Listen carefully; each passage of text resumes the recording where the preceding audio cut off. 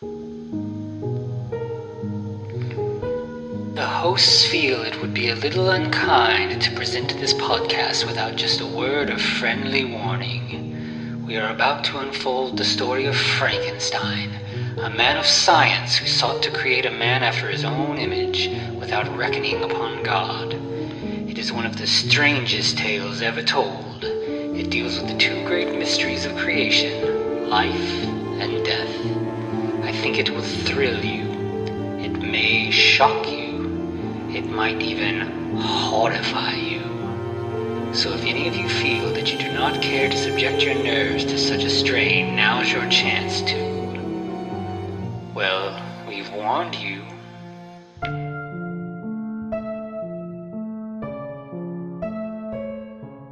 Hello and welcome once again to the Frankencast. I'm the mad scientist Anthony Bowman. My pronouns are he, him, and I'm joined as always by... The guy got shot robbing a food truck that is Eric Velasquez. My pronouns are also he, him. Yeah, so we're back with Boltneck.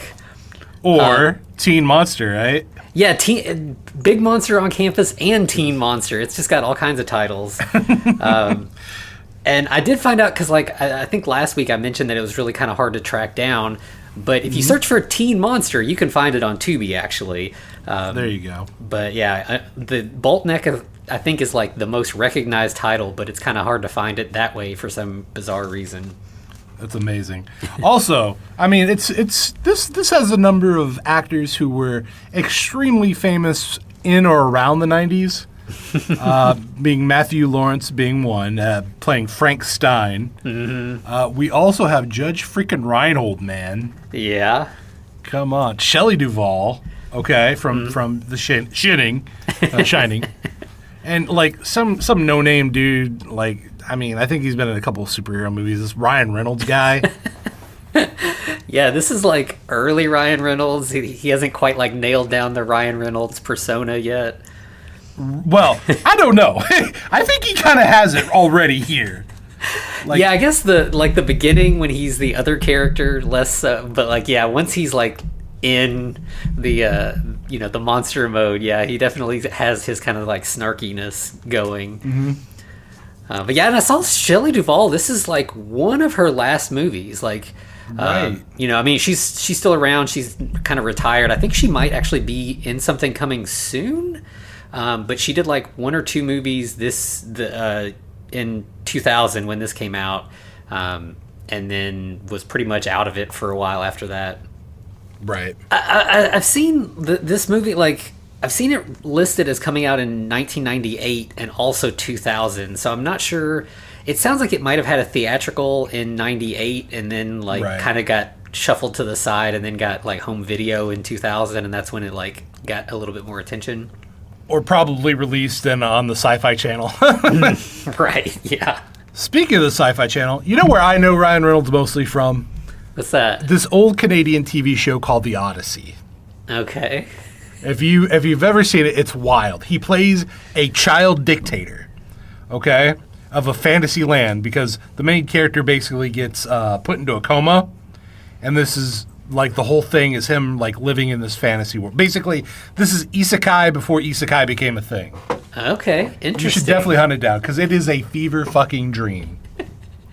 You're kind of the expert on bizarre Canadian sci-fi stuff. Okay, if it came out on the Sci-Fi Channel in the 90s, I know about it. I'm just saying. Yeah, I guess that's a weird thing to be part of, right? No, I mean, it's good to have your niche... expertise. Got so many niches. But I was looking because I was thinking like so whether this came out in 98 or 2000, so Can't Hardly Wait came out in 98, American Pie 1 came out in 99, and American Pie 2 came out in 2001. So this is right in the like boom of like early 2000 or like late 90s, early 2000s teen comedies. Well, I mean, yeah, this is when Van Wilder is going to come out a little bit later, right? Okay, and that's right there. Yeah, that would have been another big Ryan Reynolds vehicle. His breakout role, basically, right? Yeah, I think so. When was I know he did like that sitcom, The Two Guys, a Girl, and a Pizza Place. I think that was like the first thing I really remember seeing him in. But yeah, I don't think he was like a big name at the time. Yeah, that was 98 as well. So yeah, right around the same time. And then just a few years later, he would go on to be a male nurse in Harold and Kumar Go to White Castle. And then Hannibal King and fucking Blade Trinity. That's amazing. He has had a while. Oh, and also speaking of his like superhero movies, I did find, I'll post this somewhere on Twitter. There's an ad for Deadpool 2 where Deadpool gets in like an argument with David Beckham because he like made fun of David Beckham in Deadpool 1. Right. And so like there's this whole thing where like they're like fighting or something. Right. He mocks him about Boltneck.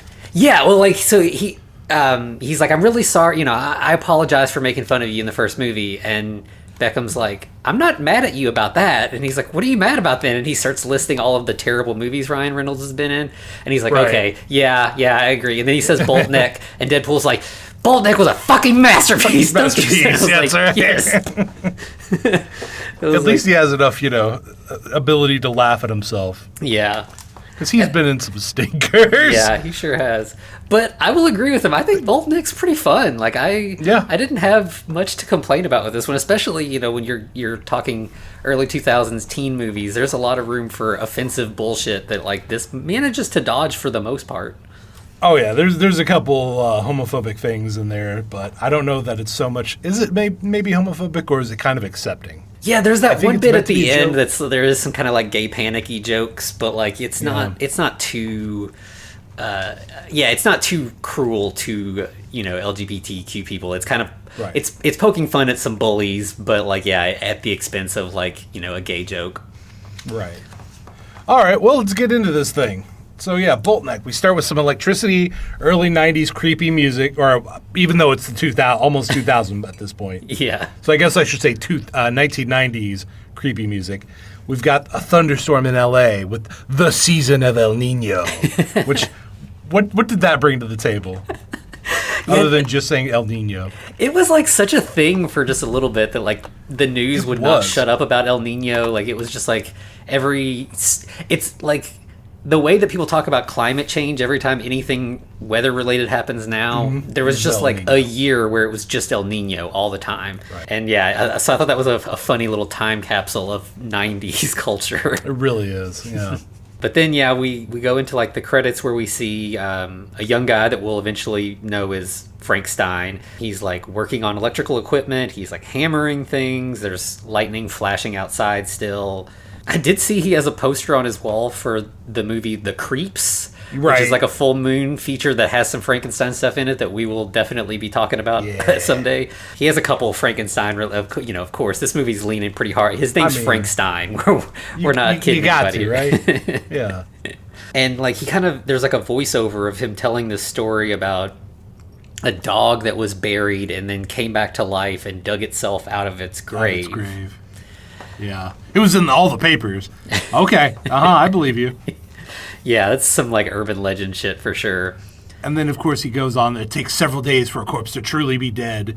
And then he spouts off that bullshit about fingernails and hair still growing, as well as bowels still moving after death. I hate to tell you, the hair and nails thing is just the skin losing moisture and retracting, whereas the bowels are probably some creepy crawlies getting inside. Right. Or gas shifting. And so after he kind of does his little rant, we cut to, or after like we see him working in his house, we cut to a classroom, and that's where he's actually giving this voiceover rant. So he's in front of a bunch of other students and his science teacher talking some like crazy Frankenstein nonsense. Okay, so here's my question. One, why are the kids even like, they're barely listening to him, sure, but why are they even giving him that much attention? Two, why is the teacher not like, all right, goth kid, sit down, please? Right. Like, there's even a part where he's like, all right, go on if you must. And it's just like, no, stop him. Or like, you're the teacher. Engage in some kind of like scientific conversation about this and like why this doesn't work, or, whatever. Like, have, like we talked about last time, like part of, even if your student is saying stuff you don't agree with, that's part of like being a teacher, is like engaging and like taking part in that conversation with them and helping them learn. Right. But this teacher is just kind of like a dick who just kind of like, through the whole movie, he's just kind of useless. Yeah, I mean, that's pretty much it. He's just there for the paycheck, right? Mm-hmm. As Frank is kind of on his rant, we'll see his friend, sitting at one of the tables. We'll meet Jordy, yeah, and he's like doing like the cut across his neck gesture, like, cool it, man, like just stop, please stop. You're just making things worse for yourself. Right. And then of course Frank sees Macy, and we get that little slow motion, like a little bit of gel around the lens, yeah, like blurriness going on. Yeah, like you could tell he is super into her, and the way it's shot, I almost thought like, oh, maybe she's like into him too, but we'll find out not really at this point. No, not at all. She doesn't even know he exists. Yeah. But they kind of like play up where she's kind of like, looking at him, tossing her. Like, I think it's his imagination of like what he wishes she was doing. Mm-hmm. But then the teacher finally does stop him and like does like a Boris Karloff impression. Right, like, a really bad one. And he only does it for this one line. Yeah, he's just kind of mocking Frank for his like, outlandish beliefs or theories, I guess. And then we'll also meet our two, central casting 90s bullies. They're in like ridiculous clothes. They kind of look like very 90s. Oh yeah, like the Seth Green character in Can't Hardly Wait. Like one of them's got like the goggles on for no reason, and they're just, it's ridiculous. But they're kind of making fun at Frank as well. Didn't you just love like 90s costumes? They're just so bizarre for no reason. Right. And it was just in these teen movies. Like, I mean, 90s fashion was weird, but like no one ever dressed like that in my school. Not unless you wanted to get made fun of and or beaten up. Yeah, exactly. But so then class lets out, and we've got Frank and Jordy walking through the halls. They're just kind of... Oh, can we talk about the weird, like, creepy... So they cut from the classroom immediately to this girl's feet that we'll find out is Andrea. And then, like, it lingers and then, like, slowly goes up before it actually... She's just sitting there, like, all bored and stuff, and then it shifts to everyone else, and I'm like, why? Why did we have a Quentin Tarantino moment for that, like, those few seconds? Yeah, that, like, and Andrea's sort of, like, primary characteristic as a character in this is that she's concerned about being flat-chested. So if it had lingered on her chest, it would have made sense for the movie, but, like, her feet, I don't know what that was about. Yeah, I don't know, man. But yeah, like Frank and Jordy are kind of just talking, and like, Jordy's like, you gotta stop being a weirdo in class. Like, you're never gonna get a girl, and especially gonna fail you too. Yeah, and like you gotta set, Macy is way out of your league. Like, you need to look elsewhere because like she doesn't even know you exist. Don't you love it? And of course, at that moment, she runs past him, and he's like, "Oh, Macy," but yeah. Yeah. So Macy rushes up to Andrea, as you just mentioned. They're both on like the dance committee. They are like selling tickets. It's for homecoming dance. Homecoming dance, yeah.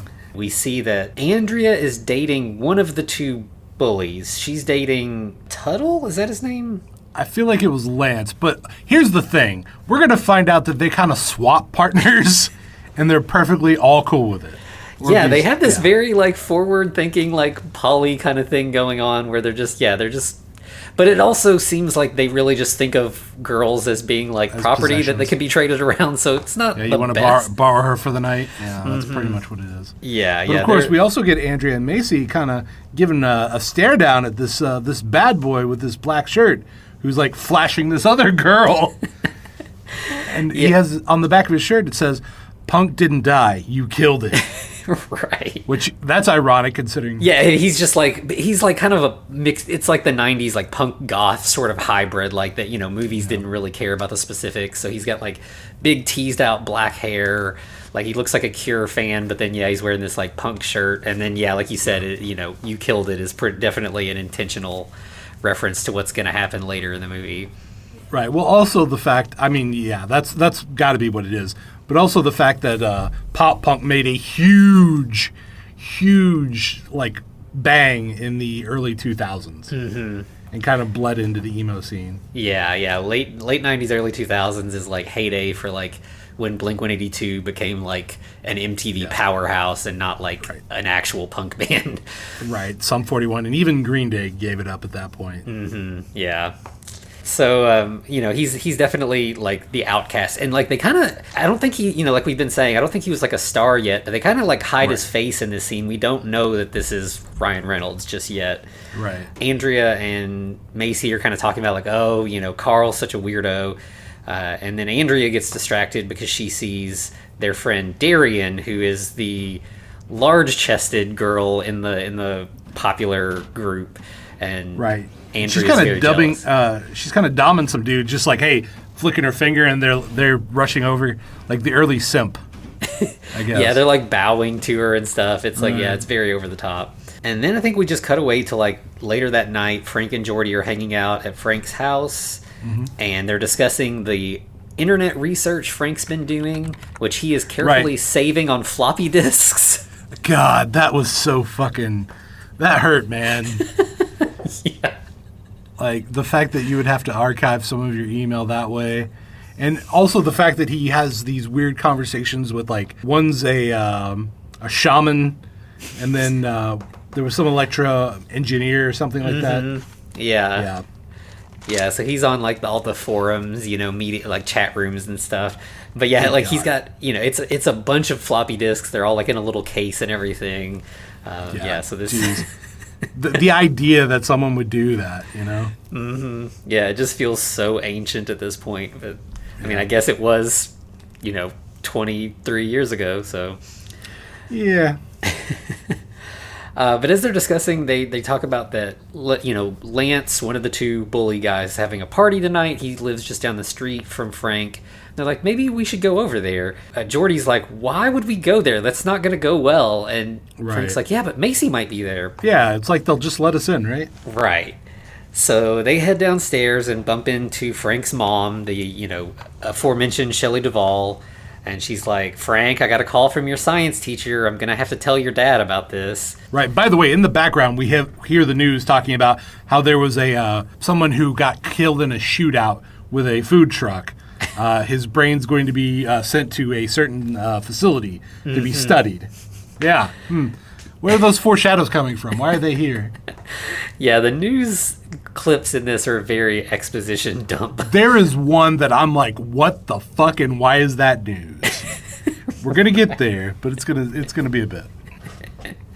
They kind of like joke a little bit about Frank's dad's not really around much. He's busy with his work. Like the parents aren't divorced or anything. He's just, he's a workaholic kind of, and Frank's like, I don't even think he would notice, and his mom's like, yeah, of course he cares about you. He's got a lot on his plate right now. Yeah, you should be proud of your dad. Not everybody studies brains for a living. Right. Then they head out. They get to the party and knock on the door, and I think, is it Lance that answers? They kind of... No, it's Tuttle. Tuttle, okay. It's Tuttle. They're so interchangeable. Tuttle's the They tall... are so interchangeable. Yeah, I think Lance is the in-charge one, and Tuttle's the tall one. So they have, like, the George and Lenny Pinky kind of in the thing brain. going. Yeah, exactly. Yeah. I wouldn't necessarily call either of them the brain, but... Right. So, yeah, Tuttle, like, bends over, like, moons them, and he's like, pinch me. And they're both like, what? And he's, like, shaking his ass at them, like, come on, pinch me, please. And it's at this point I'm like, man, this ain't worth it. I'm going home. Yeah. But for some reason, Frank's like, okay, fine, and he pinches him. Right. Pinches another man's ass. Well, I mean, he did ask for it, literally, so I guess it's consensual. And then Tuttle's like, all right, yep, it's just as I suspected. And Frank's like, what? And he's like, it must be you that's dreaming, thinking you're going to get into this party. Yeah. So sends Frank and Jordy on their way. And that just cuts to Frank laying in bed alone, kind of sad that he's been, ostracized from this party. And then he looks up and sees his... Weird question. Did you hear this, or am I insane? Because I literally started hearing the sounds of, like, car tires squealing at this moment. And it happens it happens like 4 or 5 times later. Nothing comes of it. Am I crazy? No, I think I do kind of remember that, because I was like, oh, this is going to be like just like in I Was a Teenage Frankenstein. And then, yeah, like you said, nothing happened about it. So I just kind of forgot. But yeah, I do Yeah, I remember was like, that now that Carl's you say going to it. die here. He died in a car wreck. No, nothing. It's just a squealing tires for whatever reason. Right. But yeah, Frank does like look up and he's got just a classic Karloff Frankenstein poster on the wall, and he has an idea. You can tell like it's like a eureka moment. He like jumps up and he pulls the poster down, and then we just cut back to the party where like all the teens are down in a basement. They're banging in the... Yeah, everybody's like making out on couches, and yeah, it's... We hear noises, Anthony. Let's not mince around this. Yeah, someone's either making mac and cheese or something's going on here. And Andrea is talking to Tuttle. They're making out, and she's like, "Are my boobs too small? Like, be honest." And he's like, "Well, here, I could feel them. Let's see how they feel." And she's like, "Okay, sure." You know, it's just terrible teen nonsense. Well, of course, Macy's the only one that's kind of left out. So she's like, "When are we gonna go home? I'm tired." Yeah, she's kind of like looking out the window, and then suddenly, like lightning Get flashes. Ryan Reynolds jump scared. Yeah, He's just standing there, like they're in a basement, but I think it's one of those like half open basements. It's a walkout. Yeah, and he's just like standing there at the glass door, scares everybody, and then Lance and Tuttle pop out and like start yelling at him for crashing their party. Yeah, and he just says something about like, "Can I just get a beer or a codeine?" It's like, all right, man. And he's kind of like doing like an Edward Scissorhands impression here. Like he's real awkward and weird. Lance and Tuttle end up just kind of, they're kind of just shoving him, confronting him or whatever. And then they go to knock him in the swimming pool, except turns out the pool's empty. So yeah, they emptied it earlier that day. Yeah, so he falls in the deep end and dies. Yeah. So I think at that point, like the girls come out and they're like, "Where'd Carl go?" And they're like, he went home. Just don't worry about him. You guys go back inside. He left. Yeah, so now they're like, "Oh shit, we got to deal with a dead body now. What are we going to do?" Right. Meanwhile, Frank is at home setting up a bunch of lightning rods on his roof, and he has a tiny little container that you don't see what's in it, but eventually, like through context clues, you'll find out this is his pet mouse, Igor. Igor. You gotta love it. Yeah, that's just such a nice touch. But Igor has died, and he manages to bring Igor back to life with his lightning rods. Yay! So it works. Whatever he does works. Yeah, so he's figured it out. Meanwhile, while he's up on the roof, he sees Lance and Tuttle dragging Carl's corpse outside and shoving it in Lance's Jeep. Right. Instead of being like, "Oh, they murdered this dude," he's just like, "I want to see what they're doing," and he starts getting like creeping up on him a little bit. Yeah, but before he gets there, the police stop them, and they're like, or just one cop, and who's like super incompetent, and like Carl is like in bad shape. It's he's quite dead. Yeah, and the cop's like, "Oh, he must have had a little bit too much to drink. Get him home safe and everything," and just like lets them all go with a corpse. Right. Yeah, be responsible for this guy. Okay, they are. They're responsible for his murder for sure. Yeah. The cop leaves, and then at that point, Frank shows up and he's like, "I can help you. We can fix this, but I'm gonna need a new brain." I guess the trauma he experienced was head trauma.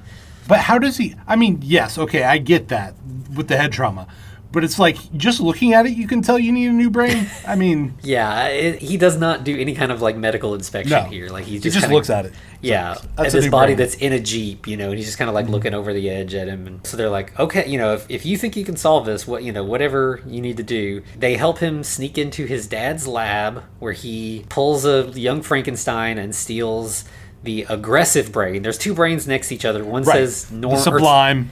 Yeah, sublime, and the other one says aggressive, and he doesn't read the label, takes the bad one. Okay, like what makes the other brain sublime? Like, is it the head of the lead singer of the 90s rock band? Is that the joke that we're talking about? Is that what's happening here?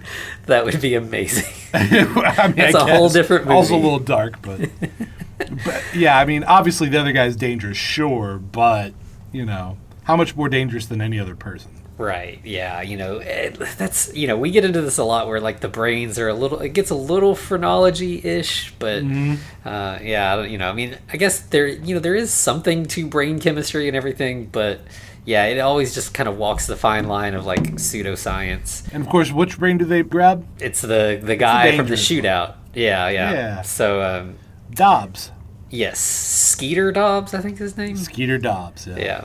So then we just cut to them at school in the middle of the night. They've decided to use the school science lab. Lance and Tuttle are actually pretty good, like, henchmen. Right. Frank's I think they missed their calling. Yeah, he's like setting stuff up, and he's like, all right, you go put some antenna up on the roof. You go get me the computer. They're like gathering all the equipment, getting everything together. And, of course, they're so eager to help because this is obviously going to save them. Right, they're not going to jail for murder. Yeah, they eventually get everything together. Let's not gloss over the masturbation joke when they drop the line. Right. And Tuttle starts jerking off the rope. Yeah, the extension cord is just slightly not long enough, so they're kind of trying to, like, wiggle things, kind of finagle it just to get that extra, like, 6 inches or whatever.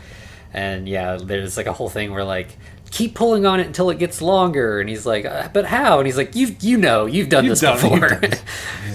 Yeah, so they do manage to get the extension cord connected. Frank, real quick, just does brain surgery like it's nothing, even though he's relatively bloodless too. Yeah, and then just like staples the forehead shut with a staple Okay, I gun. do have one problem with the surgery. I noticed he had a rubber glove on. He's the only one, and it's only that one hand. I did notice that too. Why? Why would you do that if you're just going to grab these brains with your bare hands? What is the point? And the brain is in a jar, and it's like a rubber brain, obviously. But he's having trouble getting it out of the jar. And he fumbles it around. Yeah, like he definitely would have fucked this brain up if it was a real brain. Oh yeah. But yeah, so they get them all together, and then for some reason, instead of like connecting, this movie's called Boltneck. There's not bolts. No bolts in his neck, and he's got 2 electrodes. But instead of connecting to bolts, he puts one on Carl's toe. Yes. And one on Tuttle's ear? But it had to be the left one, not the right one for some reason. I don't know the logic. That one I thought might be the gay thing. Like it used to be a thing where like certain ear piercings is like... Yeah. I think it was like if you pierce your right ear, it's gay, and left ear is okay, or something like that. Right. 90s shit. Like that's just so... Pretty much. But yeah, I don't know why they connected it to Tuttle. Like if it was like a car jump kind of thing, but they've got lightning. Lightning should be... Yeah. You would think they would put the other one on Carl's ear, right? Mm-hmm. That's what I would have thought, but yeah, that's how they do it. And I don't know. We haven't resurrected anyone. What do we know, right? Yeah, exactly. And so, of course, lightning does strike, and we get all our electricity kind of arcing around the equipment. There's also, we see Carl, and there's, lightning around him, but you also see little, orbs floating around him. Yeah. And I was like, is this supposed to be, his soul? But it never really comes to anything. They never really explain it or anything. I think it's just a bad case of CGI. Probably. Yeah. And we get, the classic thing where, everything stops, and he doesn't move, and they're like, it didn't work. And then... of course, he jumps up immediately. Yeah. And, latches onto Tuttle, and... They're like, oh, how do we fix this brain damage that we caused? How about more brain trauma by hitting him in the head with a jar? Yeah. Yeah, and so then he, kind of comes to, and he's like, I stink. And they're like, yeah, you healthy cells will start growing back. You'll stop stinking after a little bit, which I thought that was kind of an interesting idea. That's never really come up before, but makes sense. And then they try to gaslight him. Mm-hmm. You just hit your head, Carl. You're fine, Carl. That's your name now, Carl. Yeah, we all broke into school together to steal tests, and you hit your head, but you're all right. Everything's okay now. Mm-hmm. And so they take him home. Oh, they also have to get rid of his bloody hair by somehow cutting it instead of washing it. Oh, right, of course, yeah. So now he's got, not his, teased out goth haircut anymore. Right, Ryan Reynolds gets to take off the wig, basically. Right. And so then we just cut to, the next day at school, and now Lance and Tuttle are being super nice to Frank because, he's obviously got dirt on them, but they're still dicks to Jordy. Yeah, they just tell him fuck off. Yeah. Andrea and Macy see Carl, and they're like, Carl's looking pretty good all of a sudden. He got a haircut. Mm-hmm. They're noticing him for the first time. Right. And we get a little gag here where Carl's trying to get into his locker, and obviously he can't figure it out. So what does he do? He busts out the fucking Crocodile Dundee Bowie knife and jerry rigs the lock. Yeah. And then he looks over something. He's like, I forgot the combo. It's fine. Yeah. Which I guess, I think the Carl name is probably also a Frankenstein. Carl Fritz. Yeah. I think then we just, after the girls kind of notice him, we just cut to like later that night. Miss Stein is talking to Frank, and she's like, I thought your mouse died, but there's like a bunch of chew marks on the kitchen cabinets. I think something's going on. And he's like, oh yeah, I got a new one. Yeah, immediately. He goes upstairs to check on Igor, and Igor has chewed through the cage, through like metal bars. That's a bad sign for what's going to happen with Carl, because if it kind of felt similar to like the Hotel Transylvania thing, where it's like once you turn monster, you just get more and more monstrous. Yeah. And then we see downstairs Mr. and Mrs. Stein are talking about Frank, and they're like, basically that he's a teenager. They're just like, what is his deal? He's getting in trouble at school. He's all this weird stuff. And just like, oh, it's normal. It's teen stuff. Right. And then we get Frank like slinking down the stairs, almost like the Grinch from the cartoon. And he's doing like a snake maneuver down the stairs. And he gets in the kitchen, and then, He's obviously looking for Igor at this moment, but he's also keeping it from his parents. But at this moment, his dad just turns to him and goes, they're just hormones. Right. Because his dad's obviously a little clueless himself. Yeah. Yeah, I mean, definitely, like, he's getting away with a lot because his parents are just kind of, like, not present. Right. And then we get, the news comes on, and we get the most ridiculous, like, news report ever. Was this the one you were talking about? Yes, this is ridiculous. So they found Carl O'Malley, who claims to be Skeeter Wayne Dobbs, drinking alcohol at a burlesque theater. Why would this be on the news? Right. Why? Teenager sneaks into strip club is not news. Right. Right. And claims to be a convicted, or I don't know if he was a convicted murderer, but clearly someone who was trying to rob someone else. Yeah. Then we just cut to Carl's house where he's being dropped off by that. We just get that one cop who's just like in every time they need a cop in town. Yeah, this one like just incompetent idiot, but he like just drops Carl off, and he's just like, be better next time, and then leaves. Like, doesn't really do anything. Well, he also says, listen, you can either be custody of the state or custody of your dad, which I think is pretty good. Yeah. And as soon as he leaves, his dad hits him. Well, who's his dad? Richard fucking Mole? Oh, right, yeah. Bull Shannon, or I forget what his name is from The House. Or from House. Yeah, which is, he's in like 2 scenes. Like, he's a very minor character in this. But they are disparate fucking scenes. Like, in this one, like he's the abusive drunk father, right? That's what the character is. And he smacks the shit out of Carl. And then, of course, Carl just stands up and he's like, what is it he says? Hey, look at this. And then he just punches his dad right in the face. And he's like, you do it again, I'm going to sue you. Which that doesn't sound like a very murderer thing to do. It would be like, hey, I'm just going to murder you in your sleep. Yeah, because he says something like, I'll have Child Protective Services here. I'll emancipate myself. Whatever the teens are doing these days, I'll do it all. Like, I'll bring the state down on you hard if you try anything like that again. But the only other scene Richard Mole is in, they're like cool and drinking together. Yeah. I guess eventually, like, once Skeeter kind of, like, made his place in Carl's house, then maybe him and the dad started getting along. Maybe. Which, that's a very grim fucking picture of Carl's life before this, right? Right, yeah. So then we cut to Frank doing some research on the internet and learning that Carl's brain came from this convicted murderer, Skeeter. He's like, oh no, and it's like he specifically was a murderer of teen girls. Right. They mentioned that. So it's like, oh shit, I've created the perfect, monster here. He looks like a teen boy, but he's, got the mind of an adult serial killer, and now he's got, the pick of teen girls all around him. Right. So then it's like the next day after class, Frank goes up to Carl, and he's like, he does like the like cough thing where he's like, Skeeter! And Carl like looks at him, and he's like, what'd you just say? And he's like, I said Skeeter? And right. Pretty much at that point, they know it's like, all right, yeah, you rezzed me. I'm Carl or I'm Skeeter for sure. So this is what we're gonna do. Yeah, and like Frank spells it all out. Like, you were executed. Like, I took your brain, I put it in the body of this kid that died. But you got to be cool. Like, don't say. And he's like, of course. Like, you just gave me a second chance at life. I'm not gonna fuck this up for either of us. Like, I'm Carl. We're just gonna play it cool. Yeah. Everything's fine. But while we're at it, could you revive these old dead celebrities? Yeah, he lists like 4 or 5 celebrities for. It was Lana Turner, Jane Mansfield, and Marilyn Monroe. He starts at Marilyn Monroe. Mm-hmm. He just gets Marilyn out before he's like, no. Frank's like, nah. Get out of here. Yeah. And then we see at the brain lab, Mr. Stein is looking at his, specimens, and he notices the brain in Skeeter's jar kind of looks damaged. And he's like, maybe I need to take a look at this, fix it up. Right. That scene is pretty short, too. Like, we just kind of get that, and then we're, back with, back at school. Carl approaching a girl. Yeah. Carl/Skeeter is like, you need to meet girls. You did something good for me. Carl wants to meet girls. Yeah.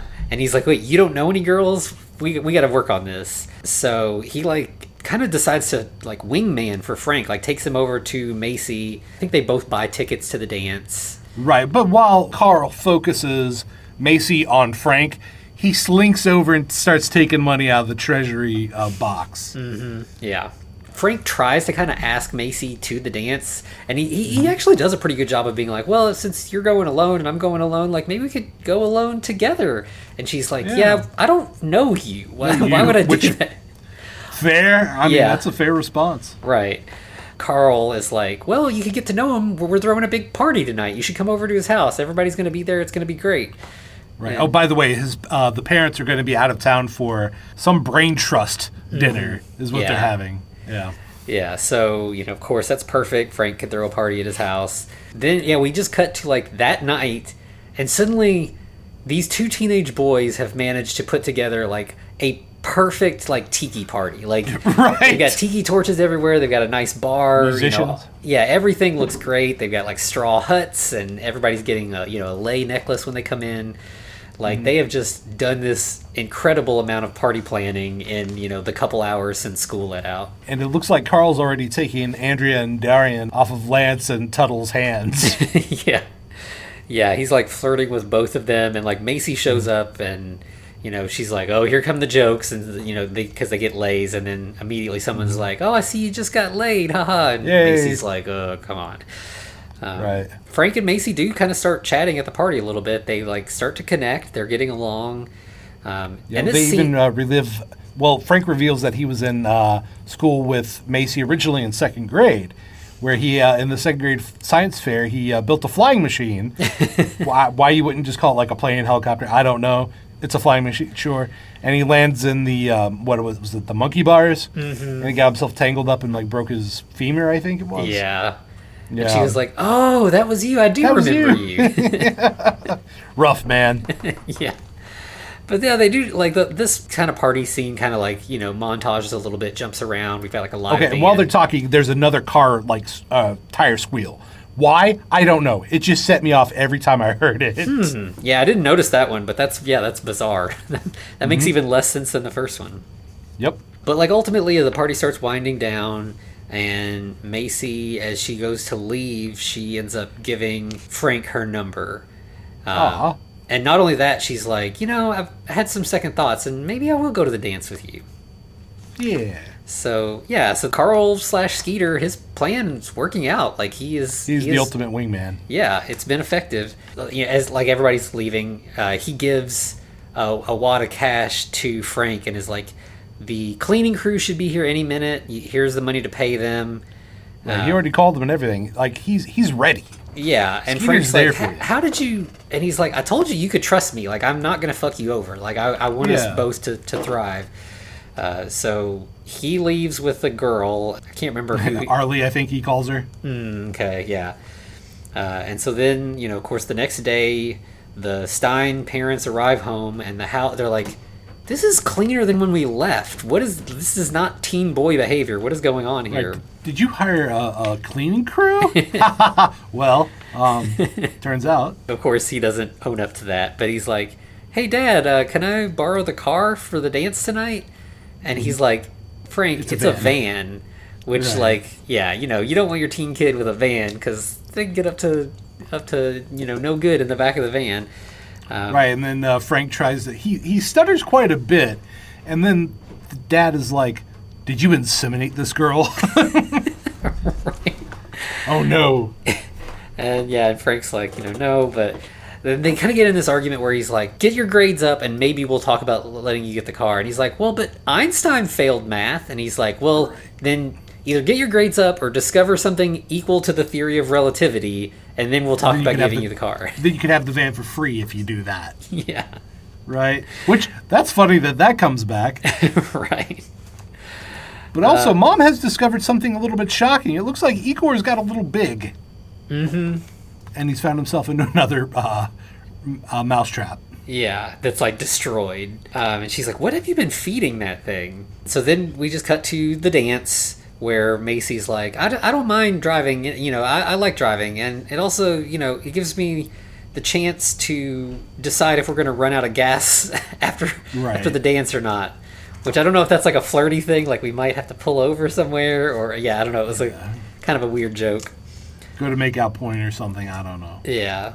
But we also, at the homecoming, there's also these other kids spiking the punch. Mm-hmm. Somebody tosses a flask down from the balcony and they spike the punch. And then Geordie gets up to announce the homecoming king and queen. It's weird. Like, he doesn't seem, like, he wasn't actively participating in the homecoming, like, ticket sales or now anything. He's like the MC. Yeah, and there's like a DJ, and Geordie's black, and it feels like they're kind of like, that he's like a black nerd and doesn't know how to be like a cool black person, because he kind of like, he's like, my brother to the DJ, and the DJ kind of like side-eyes him like, okay, whatever. Right. It's a little awkward, like, yeah, it's just a little bit of an awkward scene. And so he ends up announcing that the king and queen are Lance and Darian. Which, if you notice, Lance was dating Andrea. Mm-hmm. So she's a little upset now, finding out Darian's going to be the queen. Yeah, especially because, she's been jealous of Darian's boobs this whole time, and now her boyfriend's going to be the king with her. And so, I think she even, like, faints. Like, she's, like, so upset. Yeah. We get, like, Frank and Macy slow dancing. Carl, like, goes over to Andrea and is like, since Lance is off, like, let's go for a walk. I know you're upset. Like, kind of trying to comfort her. Right. Now, here's a kind of a dick move, but it's also earned, is that Carl's like, hey, let me show you something. Yeah. And he takes her to the bleachers, and we hear noises. Hey, what's Lance doing with Darian back there? Yep. Yeah, Lance and Darian are making out, which obviously is upsetting for Andrea, and obviously was Carl's intention. And he's like, let's get out of here. Fuck those people. Like, I'll take you someplace nice. I won't treat you like that. I'm not gross. Yeah, right. So they head out, and then we see in the boys' bathroom, Lance and Tuttle are in like adjoining stalls talking to each other. And this is where the stalls and passing flasks back and forth. Yeah, and like one of them even says something about the life of a swinger. Like they're talking about like trading girlfriends and stuff. So they're already in that lifestyle. Yeah, and he says, I think Lance says Cher and Sonny alike instead of Cher and Cher alike, which I thought was pretty funny. By the way, also, just because I'm me and I have ADHD, there were some weird puking sounds going on in here. Why? Yeah, I guess atmosphere, that there's some other kid. Sure, we'll call it that. Yeah. You know what? If we ever talk to Ryan Reynold, I'm asking. I'm like, who did Foley for this fucking thing? What was the intention? Because they're really distracting. They're talking about that they've both been making out with Darian, but then I think Tuttle tells Lance that like Andrea left with Carl. Yeah. And he's like, that's not cool. Like, I'm good with sharing with my bro, but like the dead guy, not no. Carl. Yeah. And then we see Carl and Andrea, they're flirting. I think they're sitting on the roof of a car or on the hood of a car. Well, there's a whole group of kids now, consisting of Frank and Macy and Carl and Andrea. Frank and Macy are off in another car. Well, Carl and Andrea are on top of the hood of a car. Mm-hmm. Yeah, they're just kind of flirting and talking, and then Lance and Tuttle show up, and Lance is like, "All right, Andrea, let's go," and she's like, "No, I'm not going. I'm just gonna stay here with Carl." And so then, of course, we've got teen boy machismo. They like start going at it. They're like first insulting each other, and then like it looks like they're gonna like actually fight. Lance wants to fight, but basically, as we find out, Lance is not ready for Carl because he swings at Carl. Carl grabs him, pins him down, And then his buddy Tuttle is like, all right, I'm going to avenge my bro. And that works even worse because, once again, as we know, Carl likes to say, hey, there's a distraction, and then he hits you when you're distracted, which he does. Yeah, so he takes him out, and so he's like, all right, Andrea, let's go home. And, like, Lance is, like, kneeling on the ground at this point and yelling, and he's like, I made you, and this is what I get in return. Right. And then he says a terrible thing, which is, go ahead, take her. She's damaged goods anyway. Right, rough. Yeah. So these are obviously not the good guys. No.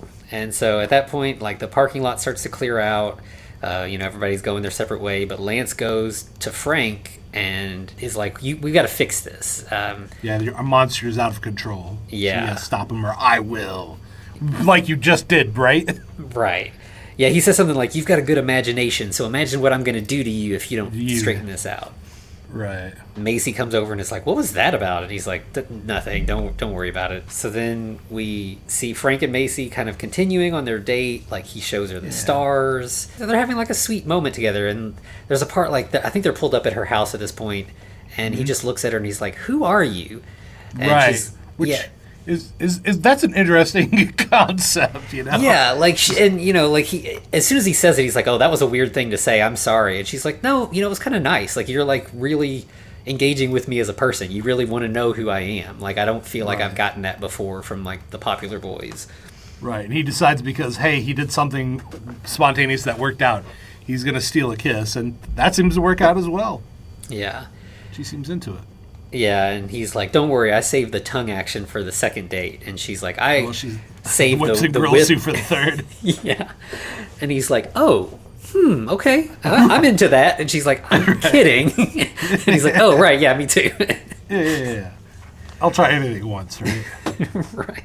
He says goodnight and, gets out of the car, and they're both, like, smiling into ear to ear. They're both feeling pretty good about how this date went. Right, now we cut to Carl making out with Andrea. Mm-hmm. They're like in the back of a truck at this point, and she's still concerned about being flat-chested. He's like, I can't even think about that. I'm just so in the moment here with you.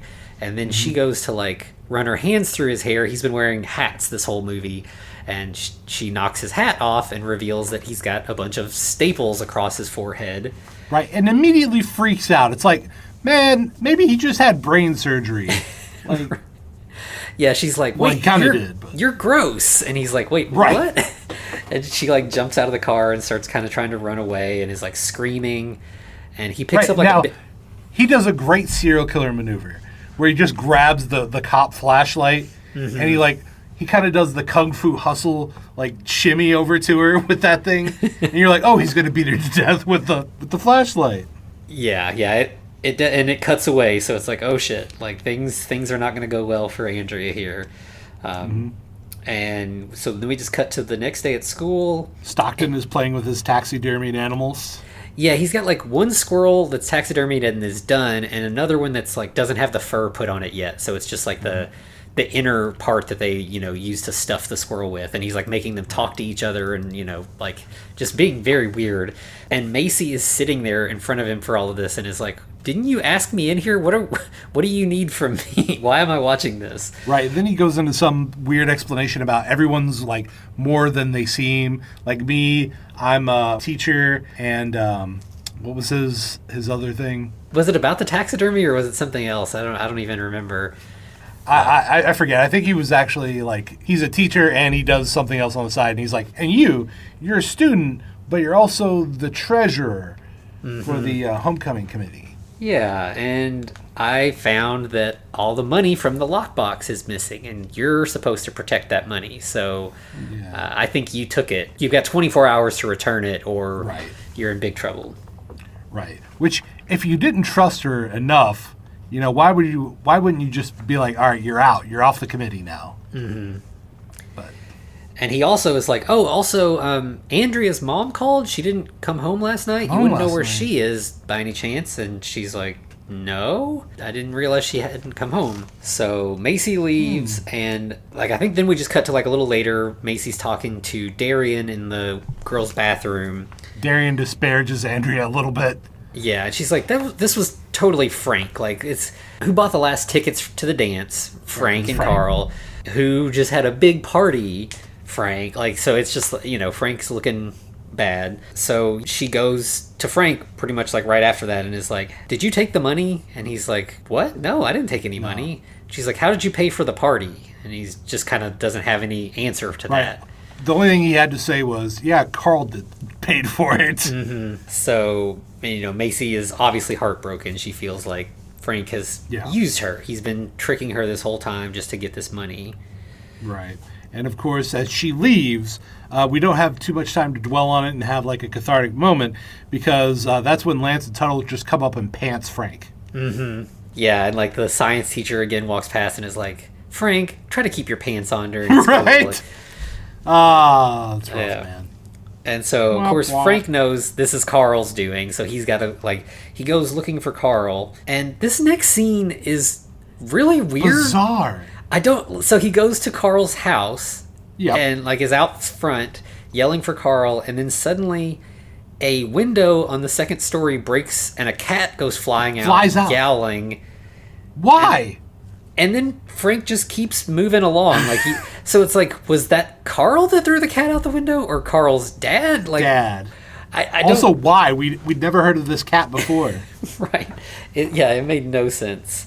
So, because Frank moves on and then he ends up finding Carl and he's making out with a girl. So Carl wasn't in the house, so wouldn't have been responsible for the cat. But Carl and this new girl are in, an alley. Mm-hmm. Why are they... I mean, I guess it's to get privacy, sure, maybe. Yeah. But, in the middle of the day?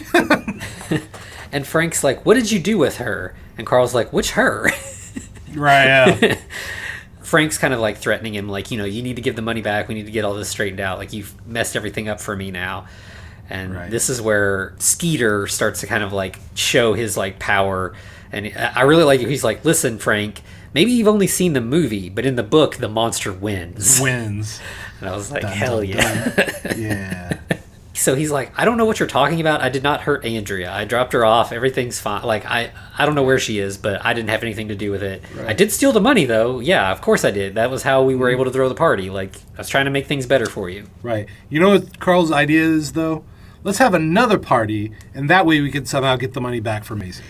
And Frank's like, no, I'm not listening to any more of your crazy plans. I don't want your help anymore. Mm-hmm. And so then we just cut to the next day at school. Carl he goes up to Frank again and he's like, you might know how to bring back the dead, but you don't have a clue about life. You need me. Yeah. As he shoves his gun into a locker. Mm-hmm. Yep. And so, there's a little bit of, you need me to help, but also, I'm in charge here. There's a little bit of a threat there with showing the gun. Also, he's like, hey, tonight wear your Halloween costume. Mm-hmm. We're going to do some pre-party preparation. Yeah. So then we get Carl and Frank riding around in Carl's truck, and they are both wearing masks. Frank's wearing a plastic mask, which I guess was pretty common for robbers in movies in the 90s and even today. Yeah.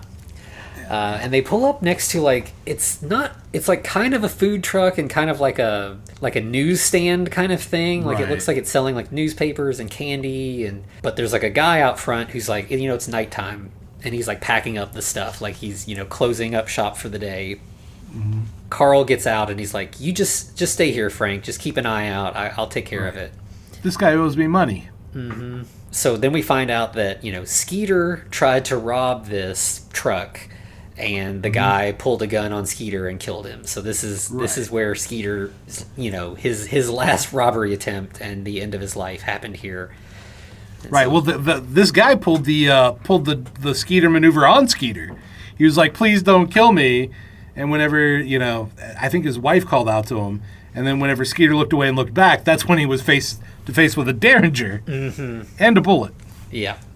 Carl pulls the gun on the guy and. Mm-hmm. Frank jumps out and is like, what are you doing? This is not right. And that's all the guy needs to be able to pull out the Derringer again. Yeah, and so he kind of... Does he end up shooting Carl or does he just shoot at him? Honestly, I don't even think he shoots at him. He just kind of waves him. They just get away. Because, I think Frank kind of drags him back to the truck and is like, we got to get out of here. Well, I think it's more like Carl drags Frank back to the truck and he's like, excuse me one moment while I yell at my friend here. And he's like, Frank, what the fuck are you doing? Yeah, you messed this up for me. Yeah. Carl gets in the car and is just like, fuck you, Frank, and drives off and leaves him by the side of the road. I mean, fair enough. Yeah. And so then we get Frank he walks to Macy's house to tell her everything that's happened. And Macy's getting ready to leave to go to Carl's Halloween party. Right. And she doesn't want to deal with Frank's shit because Frank's like, hey, don't go. That's a bad plan. Mm-hmm. And she's like, no, I'm going, and I'm going to ask Carl about what happened to Andrea. Mm-hmm. So she does get to the party, starts talking to Carl right away. And this, this is a Halloween party. It's like he's gone all out. Like this looks like a fun party. There's a lot of good Halloween decorations and everything. And, Macy's like, what happened to Andrea? What do you know about it? And he's like, who's Andrea? Right. He doesn't even care at all. We then cut to Frank, who's getting pulled over by the idiot cop. Mm-hmm. He was speeding, trying to get to the party, and kind of does the whole thing where he tries to tell the truth, and the cop is like, so you're telling me that a Frankenstein guy is gonna hurt killed a girl and is gonna hurt your girlfriend and you gotta go rescue her? That sounds like bullshit. So Frank ends up just speeding away. He's like, I'm sorry. Well, he also pulls the Skeeter maneuver. He looks over to the behind the cop, and the cop's he gets kind of worried, turns around, and as soon as he does, Frank peels out. Yeah. So he's headed to the party. Meanwhile, Carl has taken Macy, kind of just dragged her around the party and gets her downstairs. We are also introduced to a guillotine, which will become important to the plot, despite them using it to cut a watermelon in half. Right. Yes. Downstairs, it looks like Carl may be trying to restrain Macy, tie her up to the wall, or at least push her up against the wall. Trying to seduce her, but it's weird. Mm-hmm. Yeah, she's not into it, and it looks like something coerced is likely to happen. Mm-hmm. But before that can happen, Frank arrives, and he's like, go, Macy, run, get away.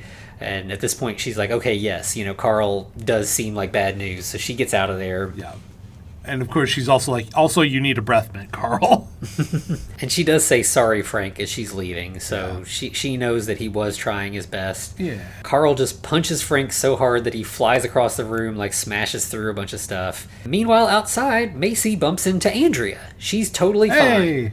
Totally. She's better than fine, Anthony. You know why? She's got what she's always wanted. Yep. She snuck away to get breast implants. What? Yeah, I guess being a Frankenstein thing, it's it makes sense there being surgical kind of humor in this. And it was a nice sort of MacGuffin for her being away for a while. But yeah, it's just totally, she said she had to go out of state or something, it was sounded a little sketchy, but she's definitely pretty proud of herself right now. She's been in very non-revealing clothes this whole movie, and now she's in a little tank top and she's showing off her new assets. Mm-hmm.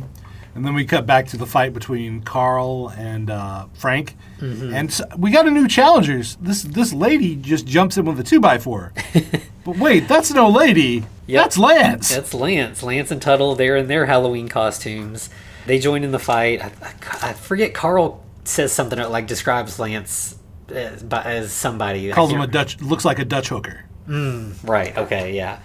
So they're fighting. Upstairs, Andrea and Macy continue to talk, and Andrea's like, yeah, I wasn't interested in Carl after I found out that he was into that weird body modification and scarification stuff. That's just too kinky for me. Fair enough. Yeah. Downstairs, Carl has now pulled a gun and is getting ready to shoot Tuttle. Right. This got real serious. Mm-hmm.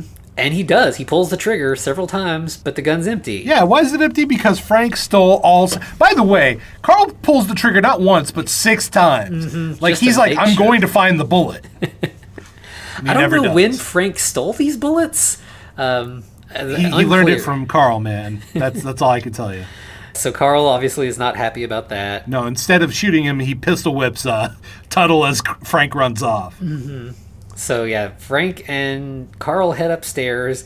Meanwhile, Lance in his dress and wig and lipstick and everything is trying to wake Tuttle up, and he's giving him mouth to mouth and is like, wake up, buddy, you're all I have. So this is where it gets a little, we're being set up here for some gay jokes. Yeah. But clearly these two guys, they're not great people, but they do really care about each other. They do have a genuine friendship here. They're good friends, but not good people. Right. And so upstairs, Carl comes running around a corner, and Frank was there waiting for him and knocks him out. Yeah, really quick fight between the two. Yeah. And then we just like cut to Carl waking up, and he is tied to the guillotine that you mentioned earlier, with just the upper part of his head in the blade part. Like, it's not going through his neck. Carl's like, what are you doing? And he's like, I gave you life, I can take it. Instantly, Carl just like goes into protection mode, and he starts crying. And he's like, I was such a good friend to you. I just really wanted to help you. And it's pretty clear that he's just like bullshitting to try to like get out of trouble. And he says something like, we were a great team. We were going to be on cereal boxes together. Boxes, yeah. Very, very Ryan Reynolds. I love it. Yeah. And, of course, Frank pulls the lever and chops off the top of Carl's head. And all the people at the party think it's, a thing for the party. Prank. And everyone's cheering and excited about it. Instead of like the obvious, hey, he just murdered some dude. Right. Now, Frank's kind of trying to drag Carl out to his car. Meanwhile, Macy and Andrea have gone back downstairs, and they see Lance and Tuttle. It appears that they are making out. I think Macy's like, well, that's a surprise. I didn't expect that. But Andrea's like, no, I kind of saw that. Right. So then outside, Frank is stuffing Carl in his dad's van.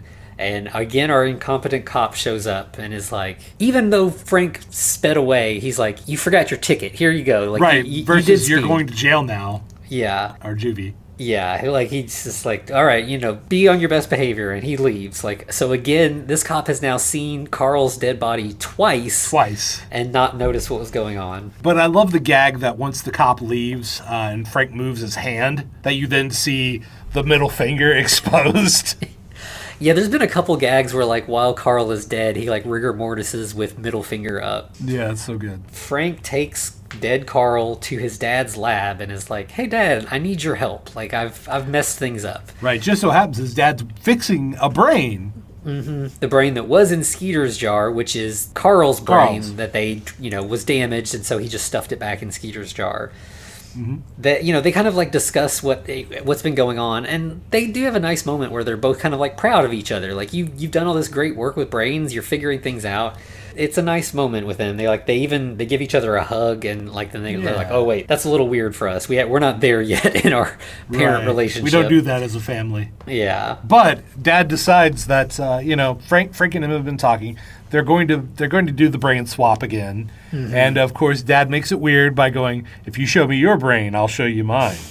Right. So they, hook up Carl again, they put the new brain in, and we get another resurrection scene with all the lightning and science gear moving. We also do have the dad giving commentary on some of the equipment. He's like, hey, that panel you're using to resurrect this guy looks pretty familiar. Turns out that came from his dad's 8-track player. Yeah. Which even in the 90s, man, that was ancient. Yeah, 8-tracks were definitely long gone by then. Mm-hmm. They do like a brief fake out again, then Carl sits up, and he's Carl now. Like, this is Carl's brain, so he's back to normal. And of course, Dad's like, the van's all yours. Yeah, you have successfully managed to do something as big as Einstein's theory of relativity. So then we just get like the next day, Frank is leaving for school in the van, and like, his parents are looking on. And the mom's like, I can't believe you finally gave him the van. What happened? And he's like, that's just between me and Frank. Fair enough. And then they immediately start making out. Right. Full grope and tongue and everything. Yeah. And then at school, Lance and Tuttle are getting their first real look at Andrea's new boobs, and they're pretty excited about them. But she's like, you don't have to keep pretending with me. I know you're gay. Like, it's okay. Right. And they're like, yeah, I know you're not interested in me. You boys go have fun. Yeah. And they're like, wait, what? Like, they have totally missed out that this... And immediately, to reiterate the point, Darian immediately walks in and goes, hi, boys, and then she does the limp wrist gesture. Mm-hmm. Yeah. So, not great, but, not the worst. Like, worst. No one has said the F slur in this, so that's pretty great. But, yeah, definitely, like, poking fun at hyper-masculine bullies and how being gay would be the worst thing ever that they could imagine. Yeah. And then we get the science teacher. He like stops Macy and he's like, hey, I found all the money. It was just in my desk drawer this whole time. Well, for some reason they decide to give him a new character trait of accidentally calling her the wrong name. Just in this one time. He calls her Marcy and she's like, it's Macy. Yeah, because at first when he said that, I was like, did they just accidentally use the wrong name in the movie. They just like, but That no, would be like- hilarious if Charles Fleischer just goofed that one time. Yeah. But yeah, she corrects him, and so now she's off the hook because he's found the money in the desk, and of course Andrea's okay, so nobody's in trouble. All seems right with the world. You said that Carl ran into a goth girl and immediately fell in love. Oh yes, yeah. He bumps into like this hot goth girl, and like they both kind of look at each other, and so it's like, things are going well for Carl, and then we even see Lance and Tuttle bullying Frank as he's talking to Jordy, so like that's back to status quo. But then Macy goes up to Frank and they kiss, so at least one thing has not gotten back to normal.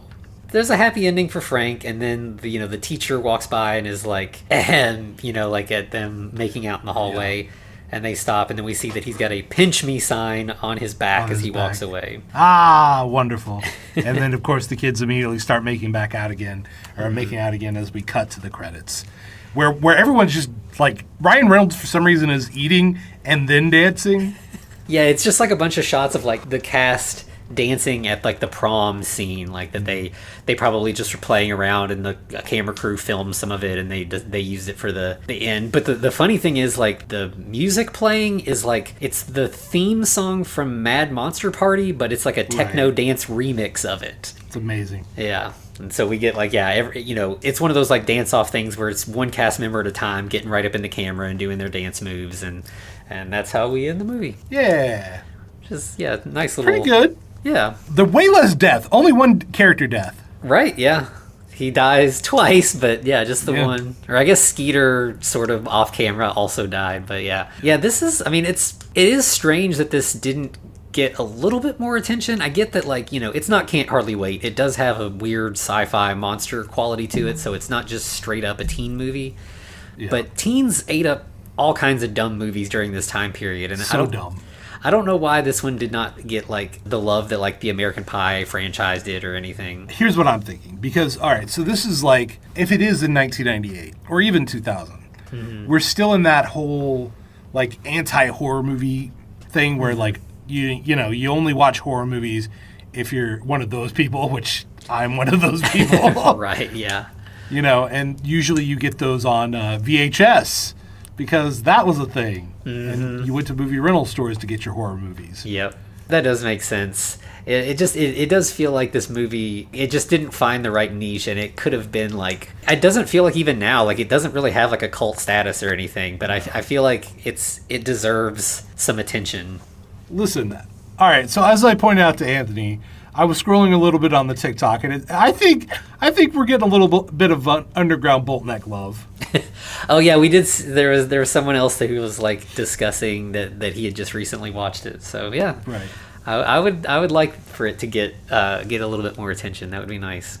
I think the issue with this movie is like it either was too spooky, which is a weird thing to say. It's too spooky for some, but it didn't cross the threshold into being actually spooky. Like if Carl / Skeeter had actually killed Andrea, then that's one thing, Yeah. It's not quite a horror comedy, but it's got a little bit more horror than a regular teen comedy does. Yeah, I think that's it. It had like two, its feet in two different worlds, and they didn't mix well at that point, so it just kind of got overlooked. Yeah, I think if you remade it today, people would watch it just because it's goofy shit. Mm-hmm. And we're less serious about ourselves nowadays. Yeah, it could totally, like, the tone of, like, the Happy Death Days and Freaky and those kind of movies, right? Like, it could definitely be done like that, and it would be really, really good. All right, Ryan Reynolds, here's your challenge. Make it again. Yeah. But stay the same age. Like, don't change anything about yourself. Right. It does seem like something that he would, like, produce and be, like, get new cast or whatever. Oh, I don't want him to. I want him to get actual Matthew Lawrence, Kristen Laken, Kenny, Blank. Yeah. Just get everybody back together and remake the same movie. That would be hilarious. It would be. I think the only one you'd have a real hard problem is Shelley Duvall. I don't think she really wants to do too much acting. I think what her new project is that a documentary? No, I think there is like a horror movie. I want to say it's like a werewolf movie, actually, that's supposed to be coming out later this year. But yeah, I mean, she's been in retirement for years. Like, yeah, it's a movie called The Forest Hills that I think might be werewolf related. Like, oh shit, you're right. Yeah. It even has Edward Furlong, Anthony, and Dee Wallace. Like, it looks like, you know, and Felissa Rose. Like, it's got a solid cast. I definitely will be watching this when it comes out. Amazing. I'm here for it. Yeah, and she deserves to like get recognition. Like, I feel like she was one of those actors that like didn't get, like, people didn't see her as a good actor until she like had kind of retired, and then people started reevaluating what she'd done. And well, you got to be a pretty good actress to deal with Stanley Kubrick. Yeah, Kubrick's bullshit. Yeah, and I mean, she's so good in that. Like, and she's good in other, you know, like she was in some like Robert Altman movies that were good.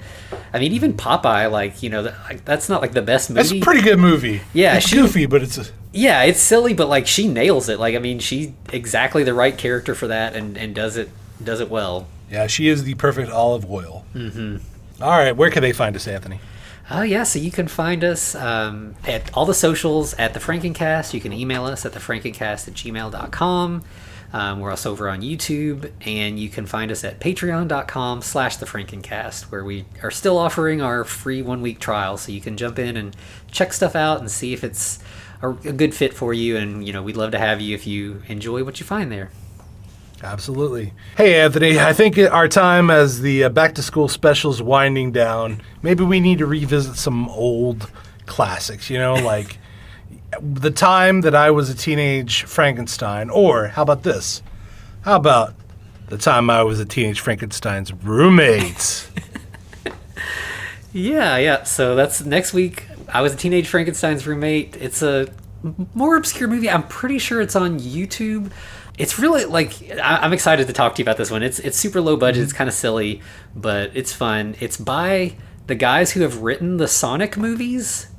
Amazing. They like did a lot of movies themselves when they were younger, and this is one of their early projects. It definitely is going to show a lot of seams. It's, you know, it's made by young people without a budget, but it's fun. Yeah, it's going to be goofy, but I'm here for it. And as always, to be continued.